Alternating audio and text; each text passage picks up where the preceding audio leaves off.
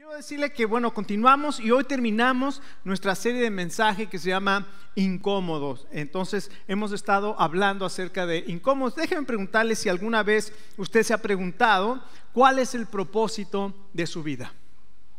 ¿Usted alguna vez se ha preguntado cuál es el propósito de mi vida? Y el propósito de tu vida va mucho más allá de tu relación, de tu realización personal o de la paz que piden las Misses Universo, ¿verdad? Para el universo y todo. La felicidad que puedas sentir va más allá de tu familia o de tu profesión o de tus ambiciones. Si tú quieres saber para qué estás aquí, debes comenzar con Dios. Porque Dios te puso aquí y te puso aquí con un propósito. Y mire, hay sistemas tanto psicológicos como filosóficos que te dicen que debes de comenzar conociéndote a ti mismo. Pero la realidad es que no necesitas comenzar conociéndote a ti mismo, sino conociendo a aquel que te creó, porque Él te creó con un propósito. Te creó, dice la Biblia, fuimos creados por Él y para Él. Y Él es antes que todas las cosas. Imagínate, fuiste creado por un Dios maravilloso que te creó a su imagen y semejanza. Y la palabra de Dios dice en el Salmo 103:3, Él nos hizo y no nosotros a nosotros mismos. Por esa razón no podemos nosotros investigar por nosotros mismos quién soy yo para poder encontrar el propósito de mi vida, sino tengo que ir a Dios que me creó. Escucha lo que dice el Salmo 139. Escucha lo que dice la palabra de Dios. Salmo 139, versos 13 al 16. Mira qué maravilloso. Es lo que dice la Biblia. Porque tú formaste mis entrañas. Le dice el salmista a Dios. Porque tú formaste mis entrañas. Tú me hiciste en el vientre de mi madre. Te alabaré porque formidables y maravillosas son tus obras. Estoy maravillado y mi alma lo sabe muy bien.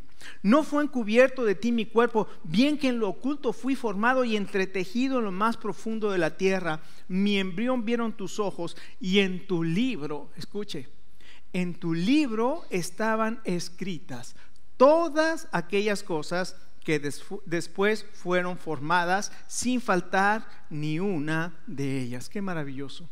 Dios te formó en el vientre de tu madre. Él vio cuando eras tan solamente un embrión, pero Él ya tenía todas las cosas, todo su plan, todo su propósito escrito para que no faltara nada de ellos.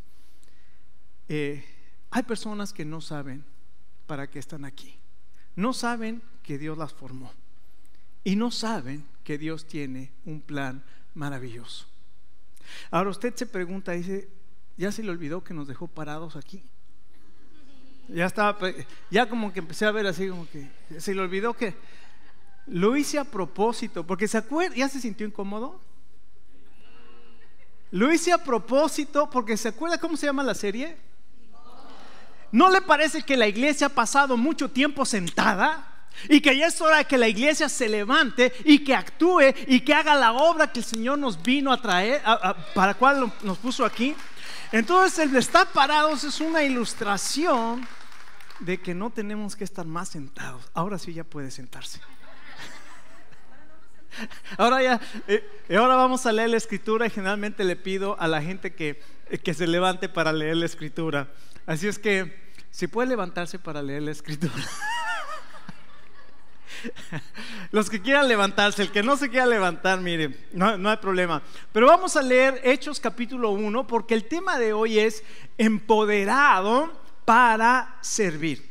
Dice Hechos capítulo 1: en el primer tratado, oh Teófilo, hablé acerca de todas las cosas que Jesús comenzó a hacer y a enseñar, hasta el día que fue recibido arriba, después de haber dado mandamientos por el Espíritu Santo a los apóstoles que había escogido, a quienes también después de haber padecido se presentó vivo con muchas pruebas indubitables y apareciéndose durante 40 días y hablándoles acerca del reino de Dios. Y estando juntos, les mandó que no se fueran de Jerusalén, sino que esperasen la promesa del Padre, la cual les dijo: oyeron de mí. Porque Juan ciertamente bautizó con agua, mas ustedes serán bautizados con el Espíritu Santo dentro de no muchos días. Entonces los que se habían reunido preguntaron diciendo: Señor, ¿restaurarás el reino de Israel en este tiempo? Y él les dijo: no les toca a ustedes saber los tiempos ni las sazones que el Padre puso en su sola potestad, pero recibirán poder cuando haya venido sobre ustedes el Espíritu Santo, y me serán testigos en Jerusalén, en toda Judea, en Samaria y hasta lo último de la tierra. Y habiendo dicho estas cosas, viéndolo ellos, fue alzado y le recibió una nube que le ocultó de sus ojos. Y estando ellos con sus ojos puestos en el cielo, entre tanto que él se iba, he aquí se pusieron junto a ellos 2 varones con vestiduras blancas, los cuales también les dijeron: varones Galileos, ¿por qué estás mirando al cielo? Este mismo Jesús que ha sido tomado de ustedes al cielo, así vendrán como le han visto ir al cielo. Vamos a orar. Padre, pedimos que tu Espíritu Santo nos guíe, nos enseñe y hable a nuestro corazón. Lo pedimos en el nombre del Señor Jesús. Amén. Ahora sí, tome asiento, ya no lo voy a pedir que se pare hasta el final. Ok, entonces ya vimos el propósito de tu vida.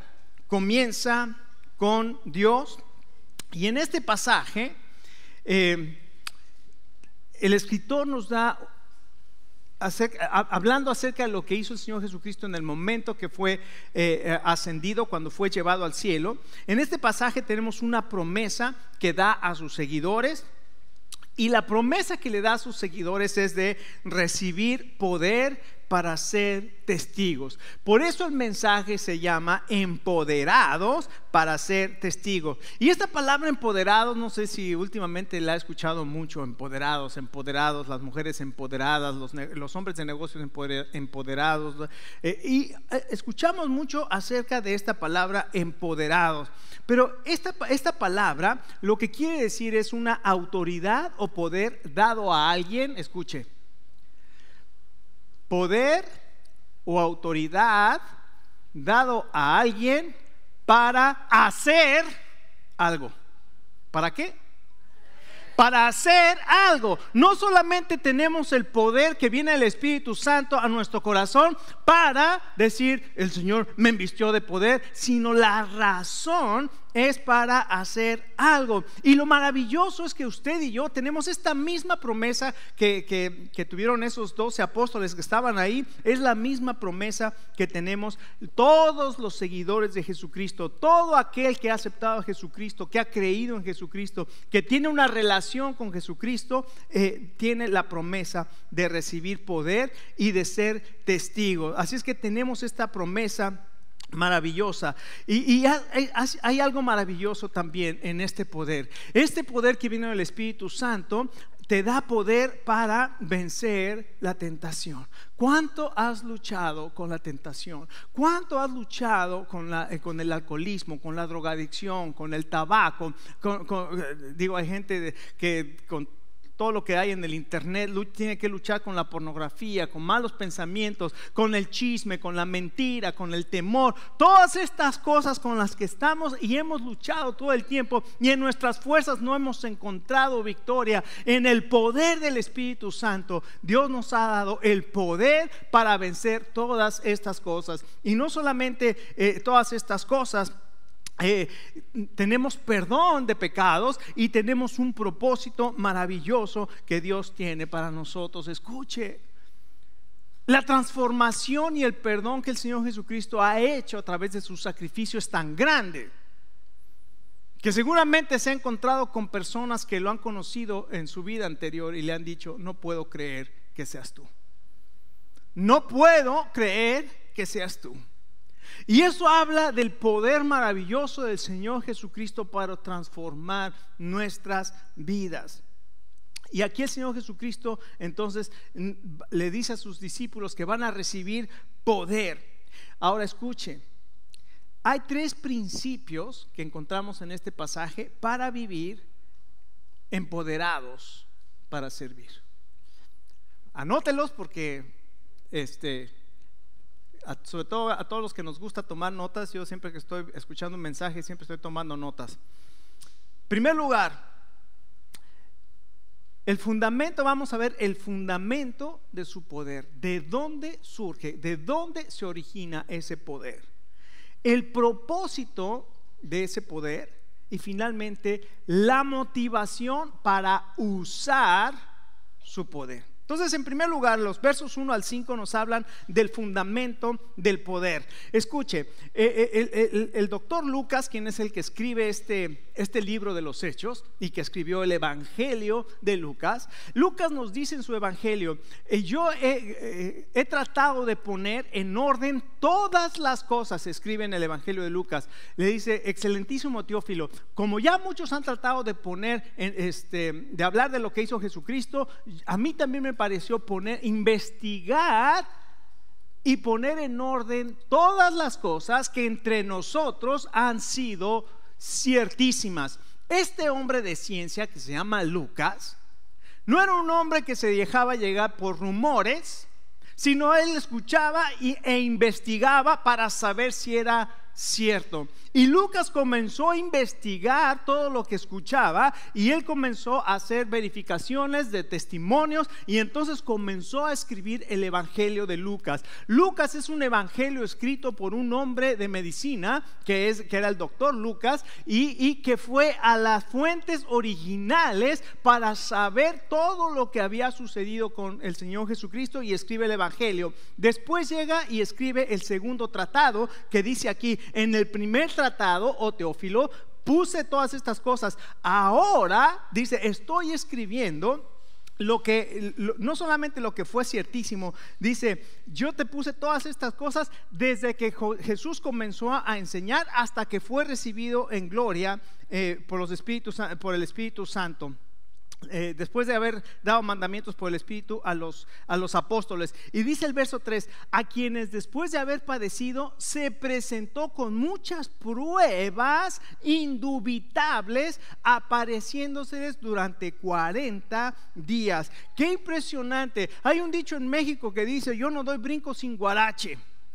¿Usted ha escuchado ese dicho? No doy un brinco sin guarache. Quiere decir, yo no voy a dar un paso en falso. O sea, si voy a dar un paso es porque la tengo segura. Hay otro que dice, cuando digo que la burra es parda, es porque tengo los pelos en la mano. O sea, si te estoy diciendo una cosa es porque tengo es lo que está diciendo Lucas. Te estoy diciendo estas cosas porque hay muchas pruebas que son indubitables, no se pueden dudar. ¿Y cuál era la prueba que le estaba diciendo? Apareció a sus discípulos después de haber padecido, después de haber muerto. Apareció 40 días a sus discípulos. Escuche, el poder del Señor Jesucristo está, el fundamento del poder del Señor que el Señor Jesucristo está prometiendo para usted y para mí, está en la obra que Jesucristo hizo en la cruz, porque Él padeció por nosotros. Y después dice: después de haber padecido, dice el verso 3, después de haber padecido se presentó vivo con muchas pruebas indubitables. Escuche, esta palabra indubitables dice que son pruebas que no se pueden dudar. ¿En qué no se puede? ¿En dónde está fundamentado ese poder? Los que están en grupos de conexión, esta semana leímos el verso 13 ¿a dónde? Al 20, al final del capítulo 1. Y por ahí encontró que dice que el poder que levantó de los muertos a Jesucristo es el mismo poder que actúa en nosotros. A ver, ¿escuchó? El mismo poder que levantó a Jesucristo de los muertos es el mismo poder que actúa en nosotros. ¿Tiene poder? ¿Qué clase de poder el Señor le ha dado? El poder que puede resucitar a un muerto, es decir, el poder que resucitó a Jesucristo es el poder que usted tiene. Entonces tenemos este poder que está fundamentado en la muerte y la resurrección del Señor Jesucristo. Él dice que estas pruebas eran indubitables, es decir, había muchos testigos que podían decir que Jesucristo estaba vivo. Jesucristo no solamente era un profeta, como mucha gente lo creía. La Biblia enseña que Jesucristo es Dios en carne, que padeció por nuestros pecados y que al tercer día murió, fue sepultado y al tercer día se levantó. Y ahora escuche, porque la resurrección de Jesucristo es lo que hace único al cristianismo de todas las demás religiones. Buda murió y él dijo: busca la verdad. Mahoma murió 6 de junio de 1631 en la ciudad de Medina. Se le hizo una tumba y ahora todos los musulmanes van a visitar su tumba. Y todos los líderes religiosos mueren y dejan ahí su tumba. Pero la tumba de Jesucristo está vacía. Él dijo: yo voy a morir. Los profetas lo avisaron, lo profetizaron. El libro de Job está escrito, el libro de los Salmos está escrito. Jesucristo iba a resucitar. Jesucristo, antes de ir a Jerusalén, dijo: voy a ir a Jerusalén y me van a matar y al tercer día voy a resucitar. Y la señal que le pidieron: ¿cuál señal nos das para que te creamos? Dijo: la señal del profeta Jonás. Así como Jonás estuvo en el vientre de pez 3 días y 3 noches, así es necesario que el Hijo del Hombre esté 3 días en la tierra, pero al tercer día se va a levantar. La resurrección es la prueba más gloriosa y más poderosa que tenemos de que Jesucristo es quien Él dijo ser, el Hijo de Dios. Y por esa resurrección tenemos el fundamento del poder que actúa en nosotros para transformar nuestras vidas y para hacernos las personas que Él quiere que nosotros seamos. No solamente eso, también dice en el verso 4 que no solamente tenemos su muerte y su resurrección, pero también tenemos la promesa de su palabra. Fíjense cómo en el verso 4 dice: y estando juntos les mandó que no se fueran de Jerusalén, sino que esperasen la promesa del Padre, la cual les dijo: oyeron de mí. Les da la promesa del Padre. ¿Cuál es esa promesa? Que iba a venir sobre ellos el Espíritu Santo, como lo dice el verso 8. Y encontramos entonces el Espíritu Santo va a ser enviado. En el capítulo 2 vemos ese derramamiento poderoso del Espíritu Santo sobre los discípulos que estaban ahí. Y escuche, Pedro, que de pronto era un hombre impulsivo, pero al mismo tiempo fue cobarde y negó al Señor Jesucristo. Ahora Pedro se levanta en ese primer sermón después de Pentecostés con una valentía delante de todos los líderes religiosos y les dice: varones israelitas, escuchen este mensaje. Jesús Nazareno, varón aprobado por Dios por las maravillas, prodigios y señales que Dios hizo en medio de nosotros, a ustedes prendieron y mataron por manos de inicuos, crucificándoles, al cual Dios levantó sueltos los dolores de la muerte, porque era imposible que fuese retenida por ellos. A Jesús, a quien ustedes crucificaron, Dios lo ha hecho Señor y Cristo. ¿De dónde sacó Pedro ese valor y esas palabras? Del poder que viene del Espíritu Santo. Podemos vencer con el poder del Espíritu Santo en nuestra vida. Deja que el Espíritu Santo, su poder, trabaje en tu corazón. No solamente entonces tenemos la promesa del Espíritu Santo, y escucha, el Espíritu Santo usa a cualquier persona. Se va a oír feo esto, pero es verdad. Usó a la burra de Balaam. Puede usar a cualquier persona. Tomó a Gedeón, que dijo: yo soy el más pequeño en mi familia, a mí no me digan. Lo utilizó para convertirse en un libertador. Utilizó no solamente a Gedeón, utilizó a diferentes personas, y no eran perfectas ninguna de ellas, pero a todas ellas las tomó y su poder las transformó. En segundo lugar, no solamente entonces vemos la fuente del poder para la obra de Jesucristo, que es el Espíritu Santo, sino en segundo lugar, el propósito de su poder es para la obra de Jesucristo. El propósito de su poder es para la obra de Jesucristo. Ahí el Señor Jesús les dijo: permanezcan en Jerusalén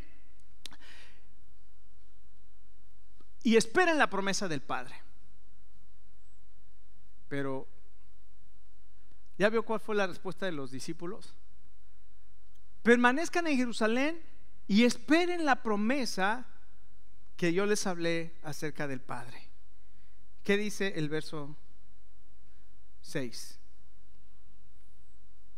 Y hasta les dice: ustedes serán bautizados en el Espíritu dentro de no muchos días. Verso 5. ¿Y cuál fue la respuesta de los discípulos? ¿Qué dice el verso 6?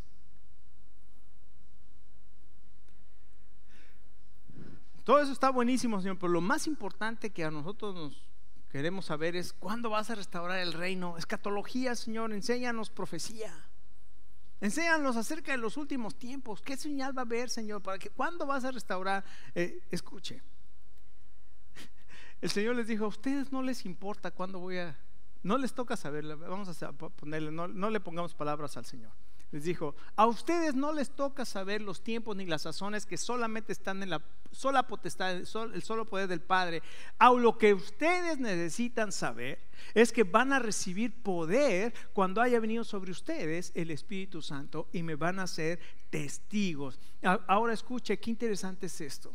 Yo no lo había visto hasta que estaba estudiando y estaba viendo y meditando. Señor, este pasaje, fíjate cómo el poder del Espíritu Santo te da discernimiento para enfocarte en lo que es importante. ¿Escuchaste? ¿Qué te da el Espíritu Santo? Discernimiento para enfocarte en lo que es importante, porque es muy fácil que nosotros nos salgamos de lo que es importante y nos vayamos a lo que no es importante. Y les conté la historia de aquel que traficaba que vivía en la frontera y se montaba en una bicicleta y pasaba la frontera y lo detenían. Y usted que lleva en la frontera, algo está traficando, y traía unas bolsas con arena. Entonces decían: no, eso no puede ser arena, es droga. Y las analizaban y era arena, entonces lo dejaban pasar con su bicicleta. Y durante muchos días pasó con su bicicleta y sus bolsas de arena, y cada vez lo detenían y cada vez. Entonces ya después de muchos años que pasó, se lo encontraron, era millonario el tipo ese. Entonces uno de los agentes de la aduana le dijo: dime qué traficabas, estoy seguro que traficabas algo. Dijo: sí, bicicletas. Te vas con las bolsas de arena y lo que realmente es importante, ¿qué era? Las bicicletas. Y nosotros andamos persiguiendo bolsas de arena, cuando lo importante es lo importante. A ustedes no les toca saber esas cosas, pero van a recibir poder cuando ha venido sobre ustedes el Espíritu Santo. Y entonces no solamente discernimiento para enfocarte, sino también dice aquí: y me van a ser testigos. El Espíritu Santo te da poder. ¿Poder para qué? Aquí dice claramente: para ser testigo. El poder no es para ti. La grandeza del servicio, la grandeza se mide en cuanto has servido. La grandeza se mide no en cuánto tienes, en cuántos carros, casas. En eso no se mide. Para Dios lo que mide es: tu grandeza está en cuánto sirves. En cuánto sirves. Y el Espíritu Santo te da ese poder para enfocarte en lo que es importante y para decir: ahora puedo discernir, ahora puedo saber lo que es importante, ahora puedo hacer las cosas que Dios me pide, ahora voy a ser testigo de Jesucristo. Algunos piensan: bueno, entonces voy a tener que dejar todo, irme a venir a la iglesia todo el día. No. O sea, acuérdate, Dios te quiere usar ¿dónde? ¿Dónde estás?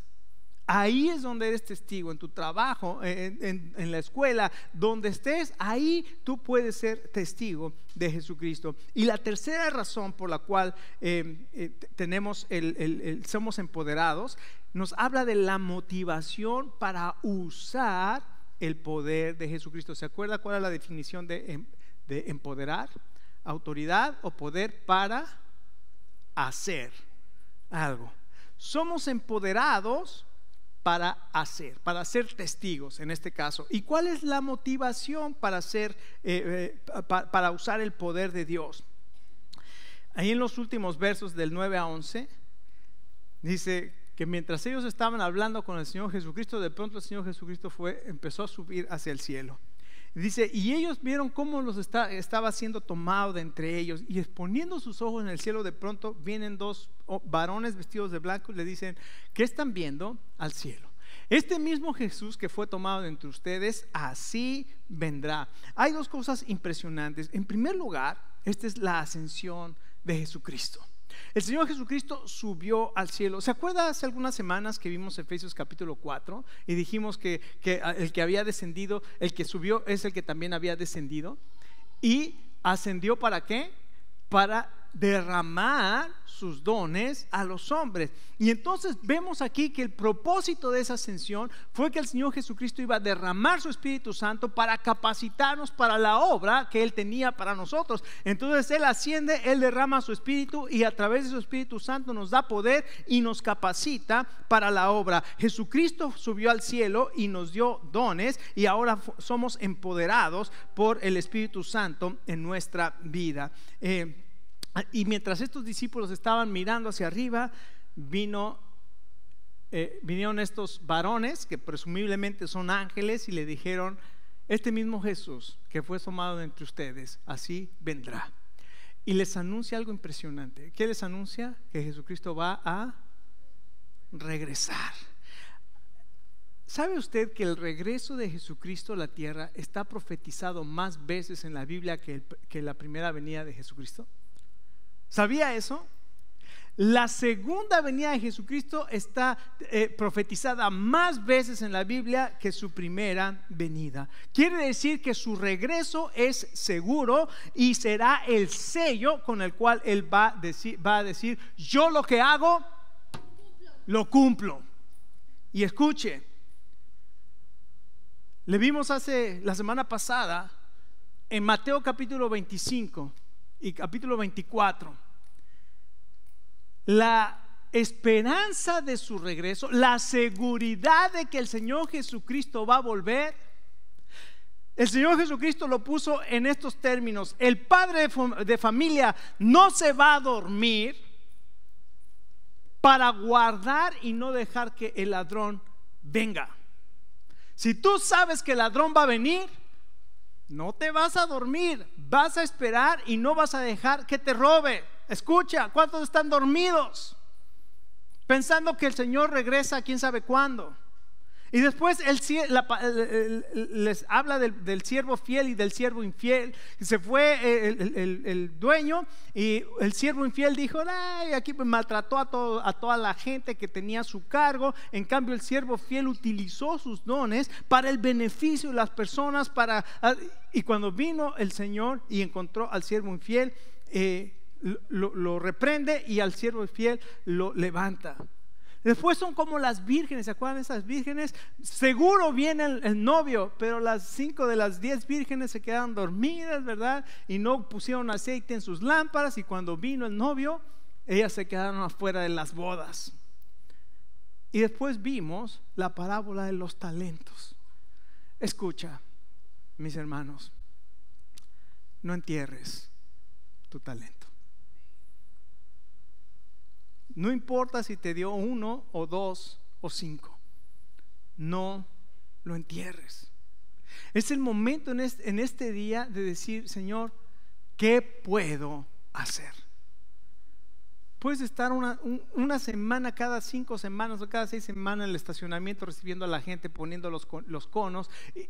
Puedes estar en anfitriones recibiendo a la gente, dándole una sonrisa. Si tienes una sonrisa contagiosa, una sonrisa como dijo el de Shrek, ¿verdad? El burro de Shrek, dice que blanca, ¿por qué no estás ahí recibiendo a la gente con una sonrisa? Si te gustan los niños, trabajar con ellos, dice, sí, pero de lejos me gusta. Bueno, solamente una vez cada 6 semanas puedes venir y apoyar al ministerio de niños, al ministerio de coro. No es necesario pero yo no sé música, no necesitas música, puedes estar ahí apoyando a los maestros, puedes ayudar en alguna cosa. Necesitamos un ministerio de jóvenes adultos. No tenemos nada para los jóvenes. Me pesa en mi corazón, Señor, ¿qué podemos hacer para los jóvenes adultos? Necesitamos para los jóvenes adultos un ministerio que se desarrolle, que sea contagioso, que anime a los jóvenes adultos, que crezca, que gane otros jóvenes adultos, que los afirme para enfrentar los retos que nuestros jóvenes adultos pasan todos los días. Hay muchas cosas que podemos hacer. Claro, no vas a trabajar solo, ¿verdad? Vas con alguien más que te va a apoyar. Vamos a trabajar juntos como pastor. Ahí voy a estar apoyando y guiando, tal vez dando dirección, pero necesito a alguien que se responsabilice. Ahí están todos los ministerios.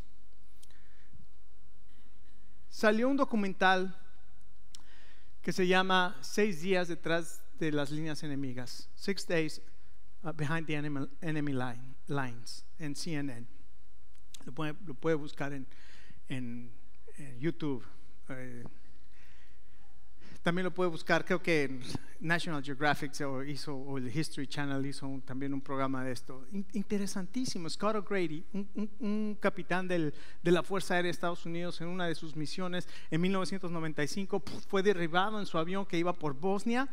Fue derribado y cayó en terreno enemigo. Él sale en su paracaídas, únicamente lo único que lleva era su kit de primeros de emergencia.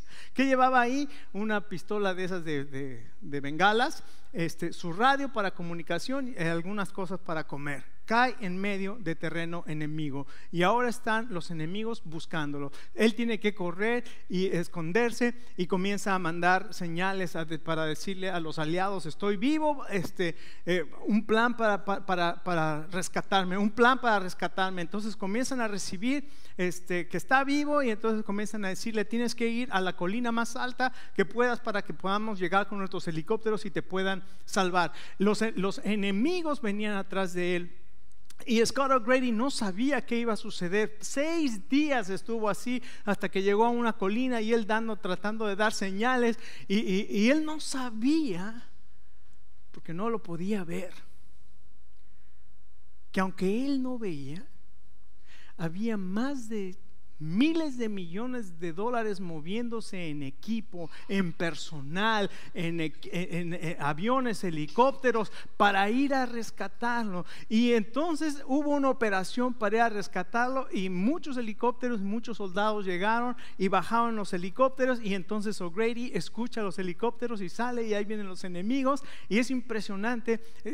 Se bajan los soldados y aseguran la zona mientras O'Grady viene corriendo hacia el helicóptero, y cuando finalmente entra, lo único que dice es: gracias, gracias, gracias. No hubiera sido posible el rescate de este hombre si no fuera por todos esos soldados en los aviones, en la comandancia, para todos trabajando para rescatar a un soldado que estaba en terreno enemigo. Hay miles de personas en terreno enemigo y la iglesia no puede seguir sentada. Esta tarde, mi oración y nuestra oración ha sido que podamos probar a Dios y decir: Señor, tú me llamas a servir. No sé mucho, Señor, pero yo voy a poner mi nombre, mi teléfono, mi email, y voy a poner ahí en donde puedo servir para tu gloria. Y vamos a ver lo que Dios va a hacer con 5 panes y 2 peces.